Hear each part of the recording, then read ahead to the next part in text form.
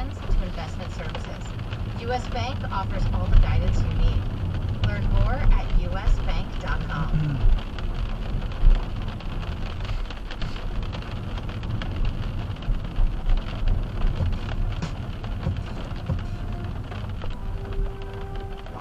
Graduation day. You finally have that college degree and are ready to take on the real world.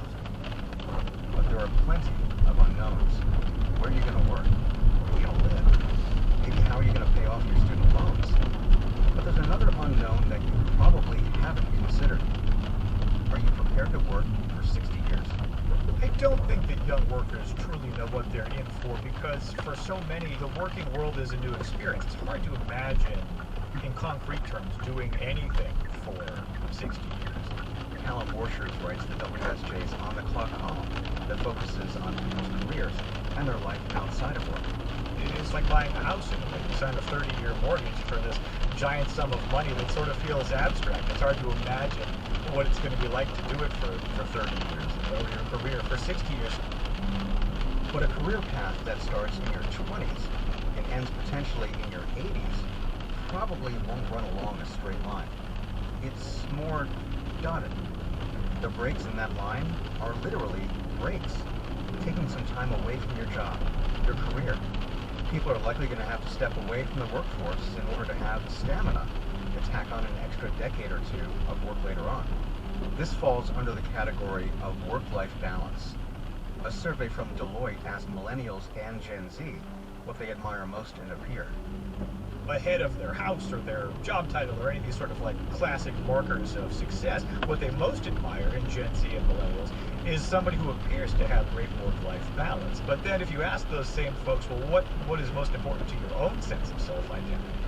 Well, the primary job runs away from the field ahead of things like hobbies, music, sports. So there's a disconnect, right, between what we admire in others and what we actually do ourselves that is fueled by this worry that I'm going to have to work a really long time. And so I really can't take my foot off the gas.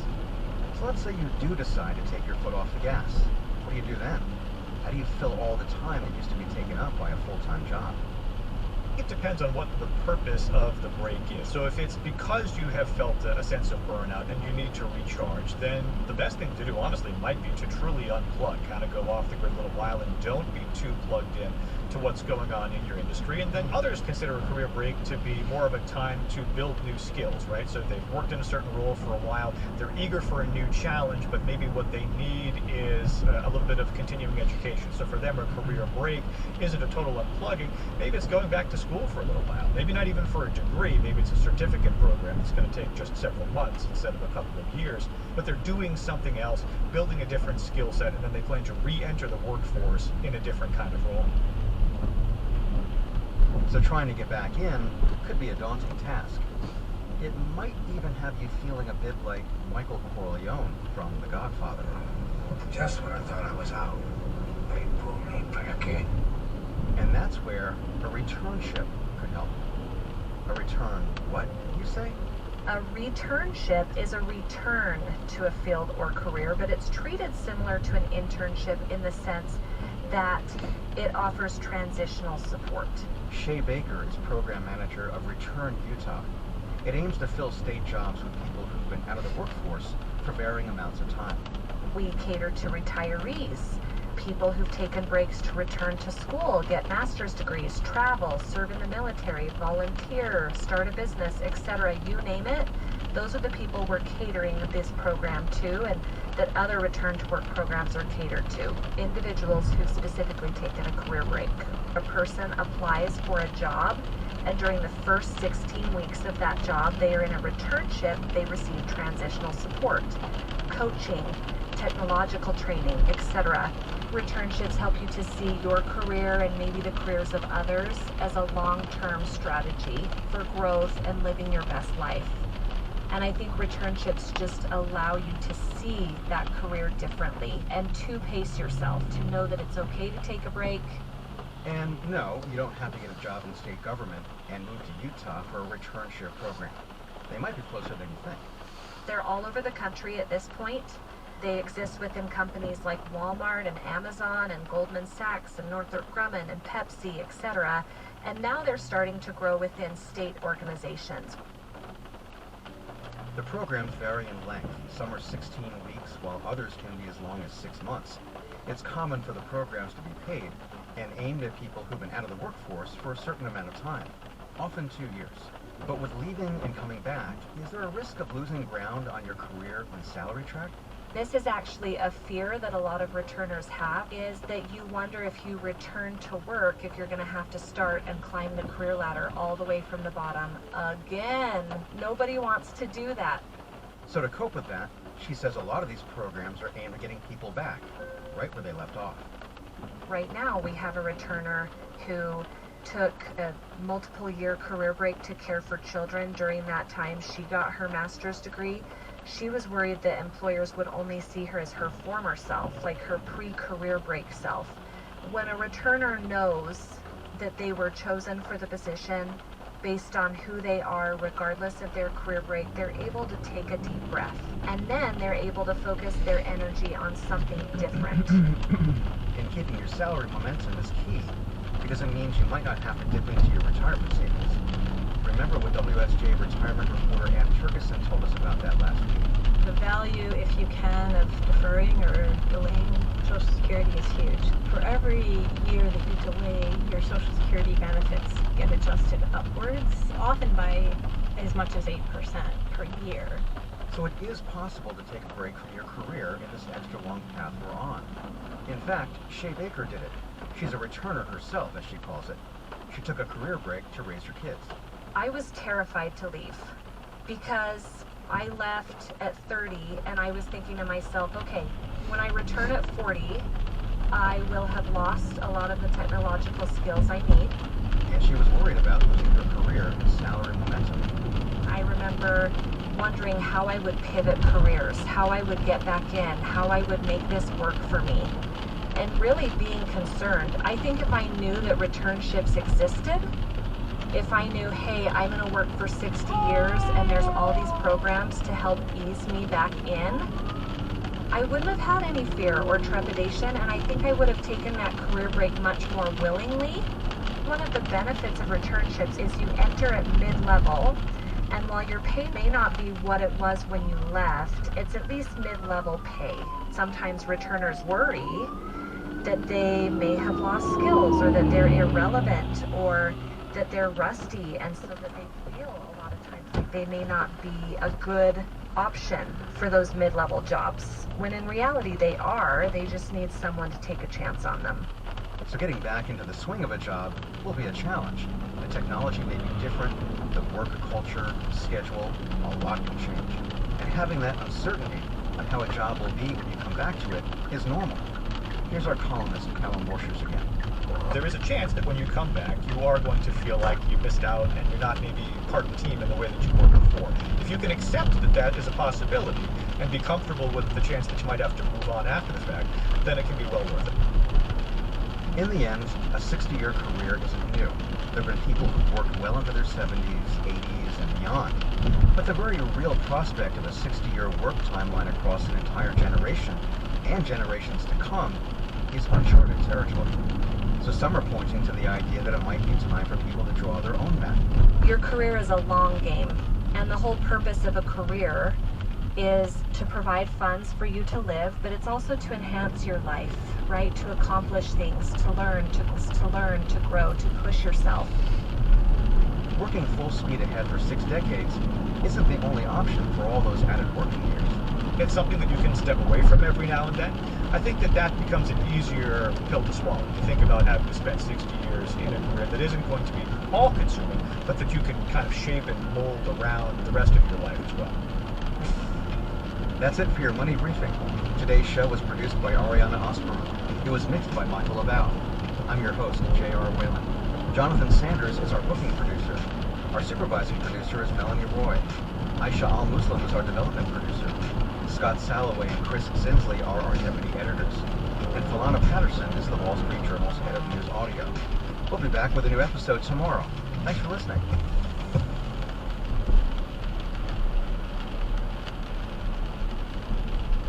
This message comes from NPR sponsor Greenhouse, helping companies adopt a fair hiring approach that positively impacts their people and business. Because when you hire for the kind of business you want to build, you hire for what's next. Learn more at greenhouse.com/hire. Just a heads up, y'all, this episode has some cussing, so watch out. What's good, y'all? You're listening to Code Switch. I'm Gene Demby. Okay, so some years ago, I was home visiting my family in Philly for a week, and I mentioned to my cousin that I wanted to go buy some tea.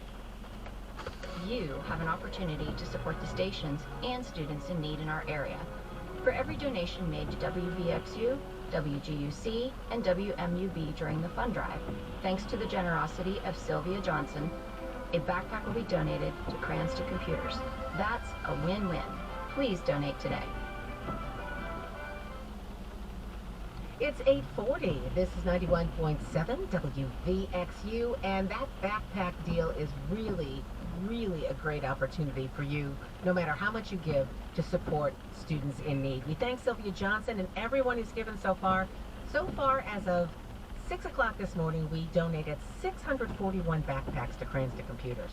That is a lot of backpacks. We can go up to 1,000. Sylvia says she'll go up to 1,000, but the way to do that is you have to give. And it doesn't matter how much. You give $5 a month to WVXU, and a backpack is off to a student in need, thanks to Sylvia Johnson and Cranston Computers. So take advantage of that now. Call 513-419-7155 or give online at WVXU.org, just like Vicki Bentley, who says a rare and precious gift to hear the truth from a media station. Thank you so much, Vicki. Steve Black says rainy mornings are the best fund drive mornings.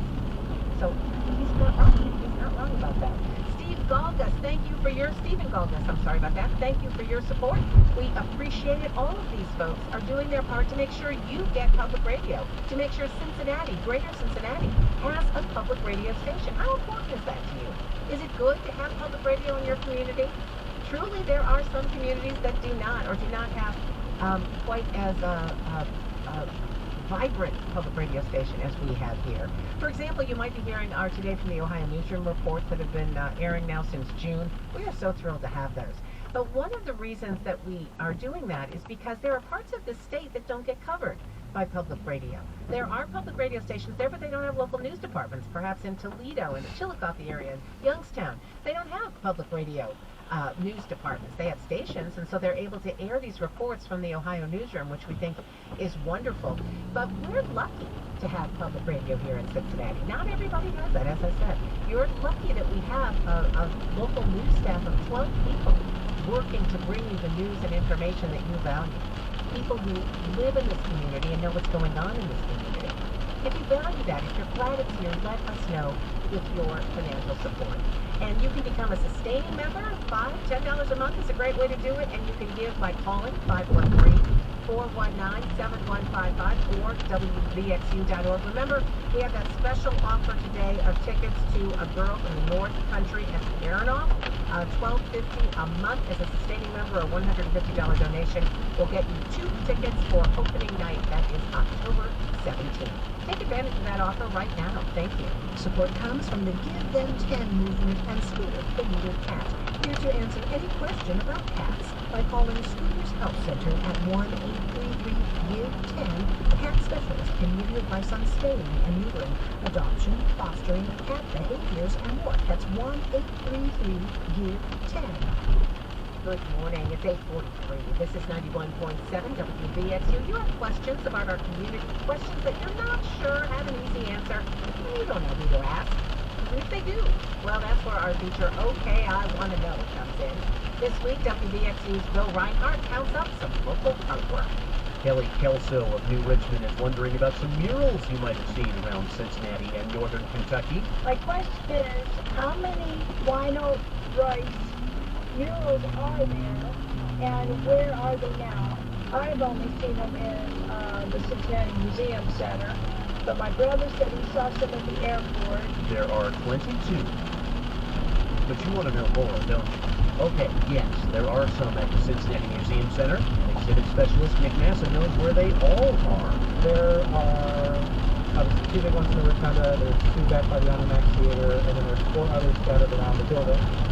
There are another 9 at the convention center and then 5 others out at the Cincinnati Airport.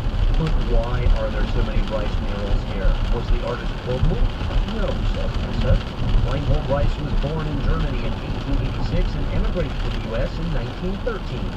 And established himself in New York. He spent some time in the early 20s out west with the Blackfeet tribe, and then returned to New York and became a fairly well-known interior designer and mural maker. It was out west that Rice made connections with railroad leaders. Massa says that's partly how he was chosen to create the murals at what was then Cincinnati's new train station, Union Terminal. Cincinnati had earned a reputation as a city to avoid when traveling. We had 5 different stations. They were hard to get to. A lot of them were terminal ends for the line, so you had to run from one station to another if you had a connecting train. It wasn't very convenient, and you could get stuck to it. They were also out of service a lot for flooding. So they wanted this building to help change that perception of Cincinnati as being a city not to travel through to visit. Massa says the murals were a big part of that. It's really unusual for a train station to have this much artwork at all. There was a little over 18,000 square feet worth of art in the building when it opened, and it's a showstopper. You don't expect it when you walk in. Massa says Rice created paintings, and then a company called Ravenna Tile painted them 3 times the original size on the walls and enhanced them. When Ravenna made their pitch to the terminal company to do this mural project, they weren't originally specified to be mosaic tile, but their concept is really bright, very colorful, easy to maintain murals, along with Rice's reputation as an artist as the base of work was a good pass on. It seems it was a good decision. Massa says mosaic tile doesn't fade or tarnish like an oil painting mural would. And when they got dirty from years of smoke and dirt, all you had to do was wipe them down. However, the murals as we know them almost never came to be. When they had to start tightening the budget because of the Depression, in 1932, the board actually requested a quote from Ravenna saying, what's it going to cost to finish versus to tear out what you put in and just put regular plaster up? And Ravenna didn't give them an answer. They just said, we'll finish it for $6,000. And the board said no. And so they finished the project.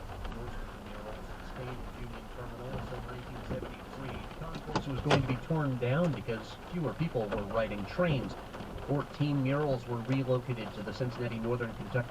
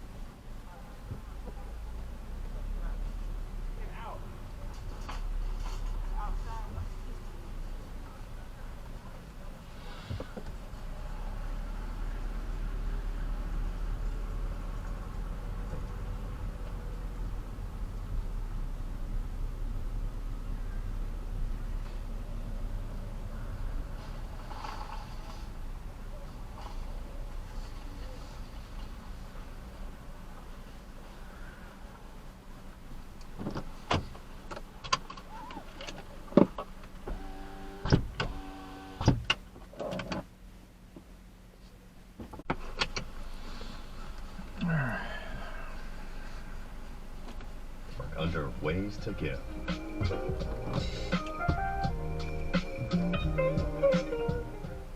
Support for WVXU comes from the Charles H. Dater Foundation, enriching young lives in Greater Cincinnati by making grants to nonprofit organizations, including the Red Cross, Peasley Neighborhood House, and Council on Child Abuse. More information at daterfoundation.org.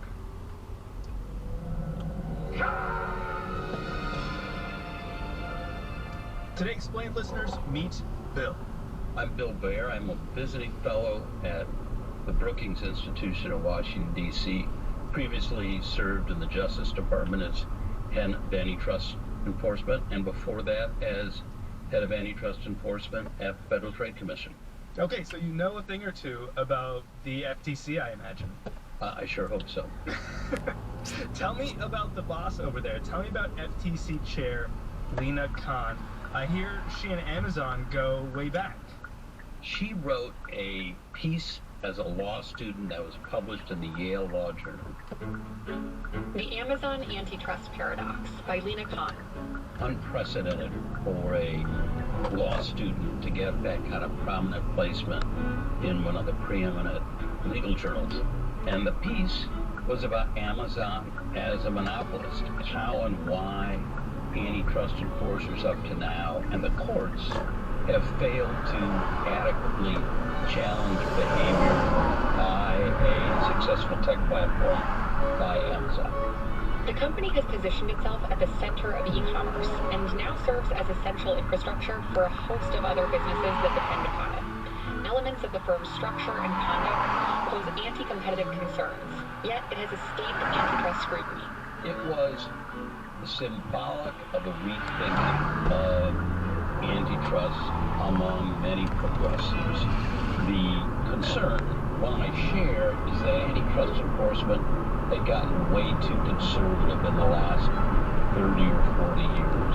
The courts weren't applying the literal language of our antitrust statutes.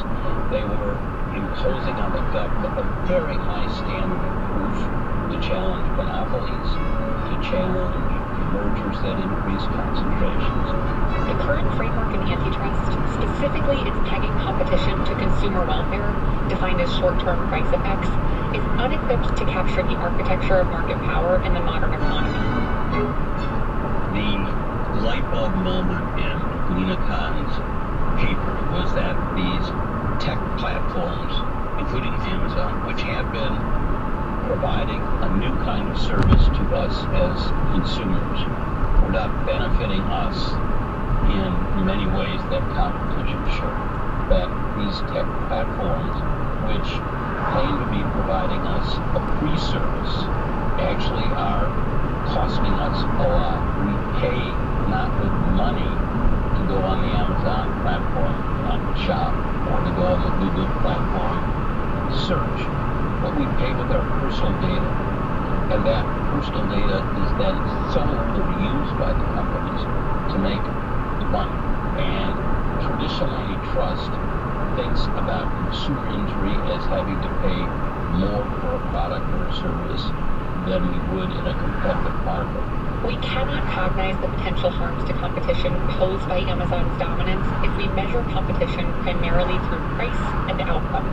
She focused on the notion that we are paying something, but it is a cost that's hidden from us. And that is a problem that requires a new look, a new approach to antitrust in order to address problematic behavior by tech platforms like Amazon. Consumer interests include not only cost, but also product quality, variety, and innovation. Protecting these long-term interests requires a much thicker conception of consumer welfare than what guides the current approach. Does she offer any solutions in this paper, or was it more diagnosing a problem? She both diagnosed a problem and suggested we needed various restrictions on what a dominant platform like Amazon can and cannot do to limit opportunities for competitors. She also raised the possibility that a company like Amazon should be broken up with various component parts. So what does Lena Khan do between writing that paper and becoming the chair of the FTC? at the probably unprecedented age of 32. She came to Washington. She spent some time working on antitrust issues at the Federal Trade Commission.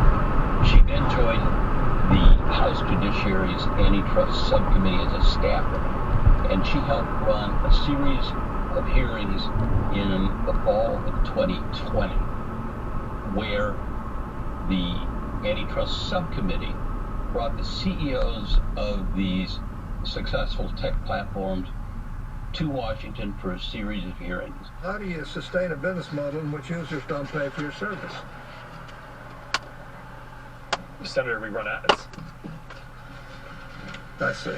Interestingly, both Republicans and Democrats began to express concerns about dominance of these companies, the personal data they had on us, what they were doing with that data, and whether or not they were improperly excluding competitors from online market competition.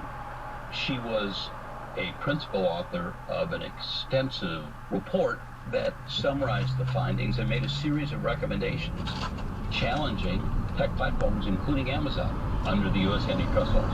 A 450-page report found Amazon, Google, Facebook, and Apple have abused their market dominance by charging excessive fees and extracting valuable data from users. Recommendations include forcing the firms to divest the related businesses. How surprising is it when Biden gives her the top job at the FTC? It was not surprising that he appointed her as a commissioner, but the day she was confirmed by the Senate, the president was the authority to designate who will be the chair of the commission, said, and I want this person to be chair. That was a surprise, but, you know, it was the president's right to make the choice he did, and she went out of the agency and got to work right away. She has brought a number of cases, challenged a lot of transactions, forced companies to abandon some deals that she and her fellow commissioners thought problematic. In court, though, some of the challenges have not been successful. Are you bringing cases that you expect to lose? Absolutely not. Okay, well, your track record seems to suggest otherwise. She challenged a Meta acquisition of a company called Within that is in the virtual gaming space. Federal judge shot them down summarily. Even as Khan tried to argue that Meta could make a similar product themselves. The FTC more recently challenged Microsoft's effort to buy Activision. Activision makes some of the leading online and console games like Call of Duty. The FTC wanted to ban that transaction entirely. The judge has denied that preliminary injunction, meaning Microsoft at least will likely try to go forward here in the U.S. to buy Activision for $69 billion. But this is a big loss for FTC Chair Lina Khan. I mean, she came out swinging against big tech and hasn't really delivered. She did get concessions in which Microsoft promised it would make that game available to other makers of gaming consoles. So it was a loss in terms of not blocking the deal entirely, but a win in terms of making sure Microsoft did not abuse the power it would get from buying Activision and controlling access to two or three of the most popular games for gamers. I'm certainly not somebody who thinks that success is marked by 100% court record. I think we need to be, as public enforcers, we have a special obligation to be bringing the hard cases. I think it's also really important to be having the institutional dialogue among the three branches. So if the antitrust agencies look at the market, think that there's a law violation, think that, you know, the current law might make it difficult to reach, there's huge benefit to still trying. Because if you don't try, the message that sends out to the world is that the enforcers don't think there's a problem with the market. Bill, you've worked inside these systems. You've worked on these types of cases. I wonder, you know, we've been hearing about reining in big tech for years now, to the point where it's become sort of cliche and it falls on deaf ears. Not much has happened. It seems like big tech is still in charge, is still calling the shots. Only, you know, concedes when they themselves want to, when they see a business opportunity, like Apple recently saying that, we're going to be carbon neutral by 2030 or 2050 or whatever it is. Has the government had any success here, and might this be the first time if she wins this suit? Well, there are a bunch of challenges pending. The problem with antitrust litigation is it takes a long time. So we've got the FTC having sued Facebook in the Trump administration, the Department of Justice having sued Google, also in the Trump administration. Those cases are just making their way to trial 3 years after they were initiated. So what happens is the government identifies a problem, brings a challenge, then things kind of appear to go quiet because discovery is going on. Documents are being exchanged, depositions are being taken, and it's only when, as is happening as of last week with Google, when the trial starts, that the evidence gets presented and we begin to see progress towards an outcome, whatever that might be. So government moves slow, antitrust moves slow, tech famously moves fast and breaks things. Is government ill-equipped in this country to regulate tech? That is a concern. At the same time, once a case is brought and litigated, it establishes precedent that companies that want to be antitrust compliant will follow. There's more than just the one case at stake here. It's providing guidance to companies and antitrust enforcers about what is illegitimate anti-competitive behavior and how it can be challenged and stopped. You sound hopeful. I am. Looking at the Amazon complaint, the allegations in there, although we can't see them all because the company has claimed confidentiality over the public version of the complaint, but the allegations suggest a pattern of conduct by Amazon that is problematic. And if those facts, as alleged, are proven in court, Amazon is in a world of hurt. Bill Baer, find him at Brookings. Amanda Llewellyn, Halima Shah, Amina Al-Sadi, David Herman, John Ahrens, Hadi Mawagdi. Find them at Today Explained.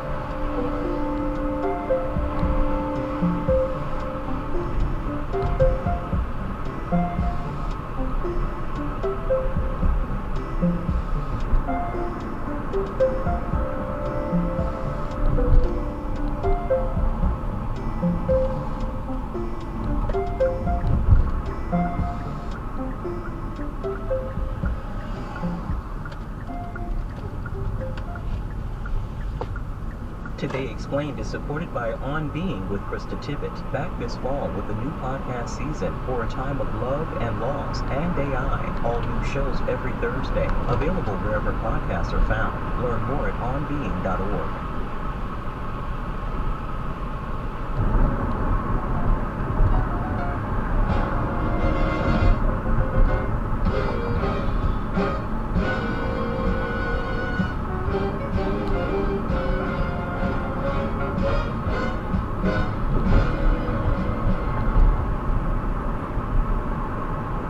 Getting a full 8 hours of sleep, that's not always easy to do. But getting up to speed in the morning, that is easy. Just listen to Morning Edition from NPR News every weekday. On 91.7 WVXU, with host Marianne Zalesny. Today's news is more complex than ever, which is why WVXU teams with NPR and the BBC to bring you local, national, and international news with context, perspectives, and analysis for greater understanding. Being a world citizen can be difficult, but we'll keep you in the know on 91.7 WVXU and WVXU.org. What can you expect to hear on the next thrilling episode of You Bet Your Garden? Your fabulous phone calls, of course, horrifying mispronunciations of basic horticultural terms, and a question of the week I haven't figured out yet. I'm your host, Mike McGrath. Join me for fun, frivolity, and more on the next You Bet Your Garden. Sunday morning at 7, 91.7 WVXU and 88.5 WMUV. Beauty play a huge role in your day, whether you listen to the radio, watch TV, go to movies, read newspapers or magazines, or check it all out on your phone.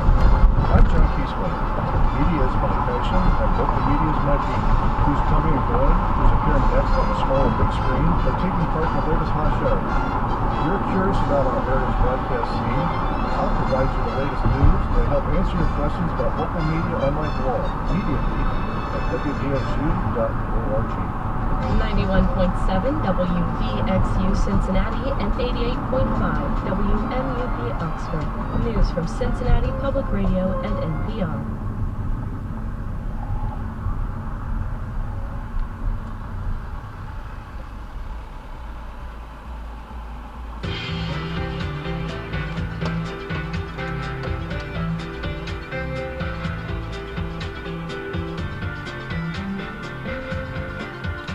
This is Cincinnati Edition on 91.7 WVXU. I'm Lucy May.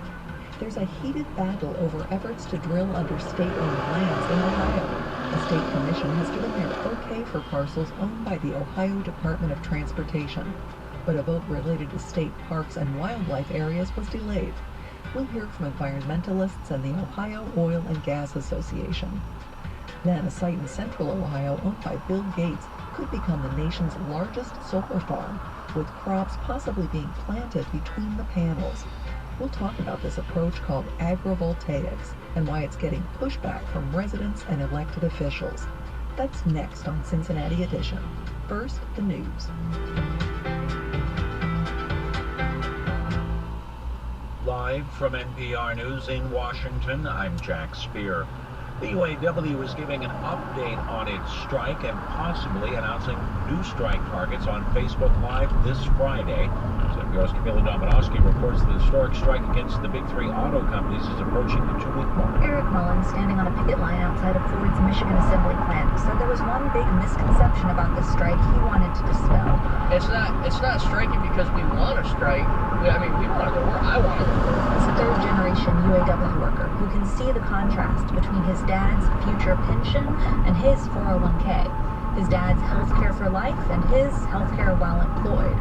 As for wages, he nods to some coworkers. They make double what I do. Double. Ending pay disparities like that is one of the things the union is pushing for. Mullins says he hopes the strike is effective, and also that it's over fast. Camila Dominowski, NPR News. As Republican presidential hopefuls meet tonight for their second debate, the current frontrunner for the nomination, former President Donald Trump, is snubbing them again. Trump instead traveling to Detroit a day after President Biden's visit to meet with auto workers and deliver a speech. Meanwhile, 7 GOP lawmakers will square off tonight at the Ronald Reagan Presidential Library in California, the debate being sponsored by Fox Business.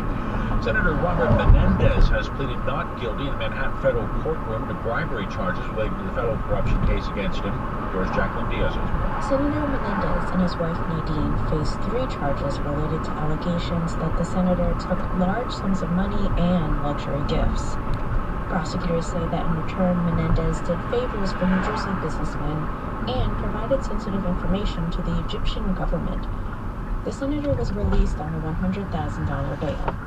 He will still be allowed to participate in foreign travel in his official capacity as senator.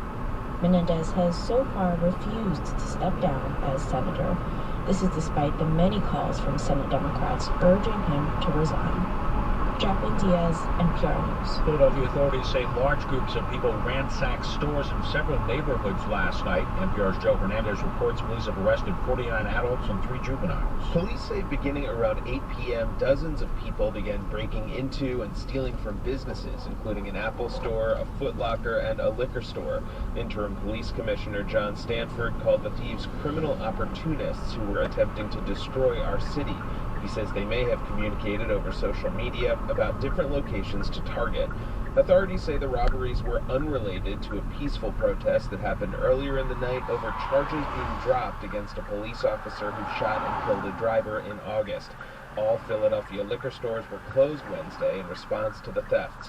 Joe Hernandez, NPR News. The Dow was down 68 points today. You're listening to NPR.